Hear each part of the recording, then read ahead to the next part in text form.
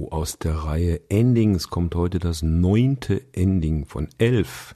Ich bin Klaus, das ist wieder eine neue Folge von Besser Improvisieren, dem Podcast der Jazzschule Berlin.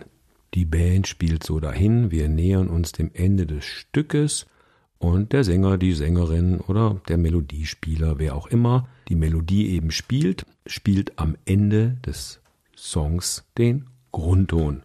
Und damit es nicht einfach auf den Tonika-Akkord geht, der vielleicht ein bisschen unüberraschend langweilig klingt,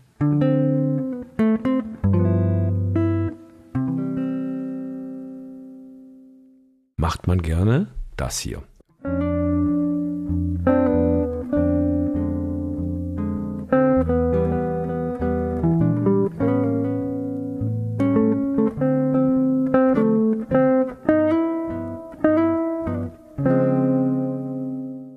Du hörst, der Grundton ist sehr wohl gespielt worden.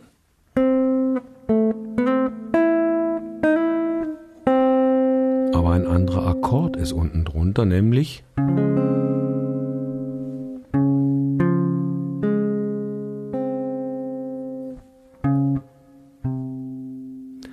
ich spiele einen Halbton über der Tonika einen Major 7 Akkord. Also statt C-Dur spiele ich Des Major 7. Das hat den Effekt, den schönen, dass der Ton C, der eigentlich der Tonika-Grundton ja des Stückes ist, plötzlich eher klingt wie eine große Septime, Major 7.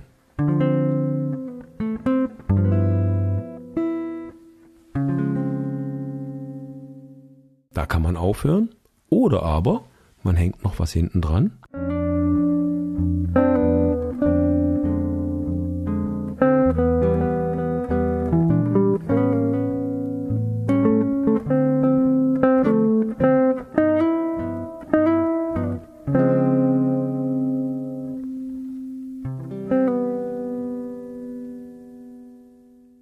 Man hängt einfach hinten dann noch den Tonika-Akkord dran, zum Beispiel so.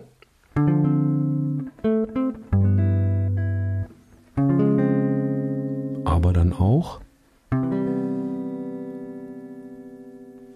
der Melodiespieler geht dann aber auch vielleicht vom Grundton einen Halbton runter, dass wir dann auch einen schönen Major-Akkord haben. Sonst bleibt man auf dem Grundton, dann wäre es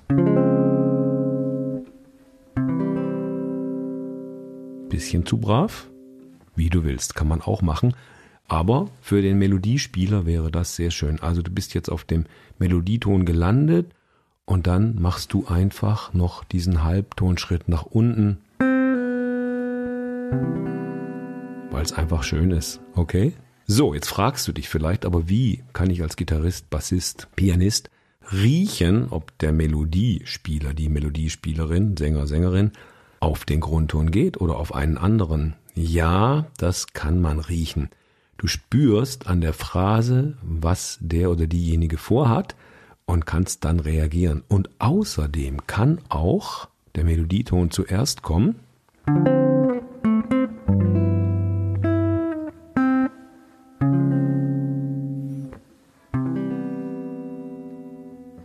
Verstehst du? Du kannst ruhig mit dem Akkord ein bisschen hinterherkommen. Es entsteht dann so ein ganz kleines Vakuum, minimal, timemäßig betrachtet. Aber wenn du dann mit so einem überraschenden Akkord daherkommst, dann ist alles, wie soll ich sagen, repariert. Okay, diese Situation wird vorkommen und dann musst du dieses kleine Ass aus dem Ärmel ziehen. Faustformel, Halbton über der Tonika, ein Major 7 Akkord harmonisiert den Grundton perfekt. Und dann gibt es jetzt noch 2 weitere Möglichkeiten und die machen wir in den nächsten beiden Episoden.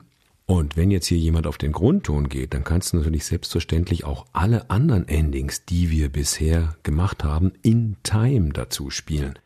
Das kannst du dann einfach aus dem Ärmel zaubern.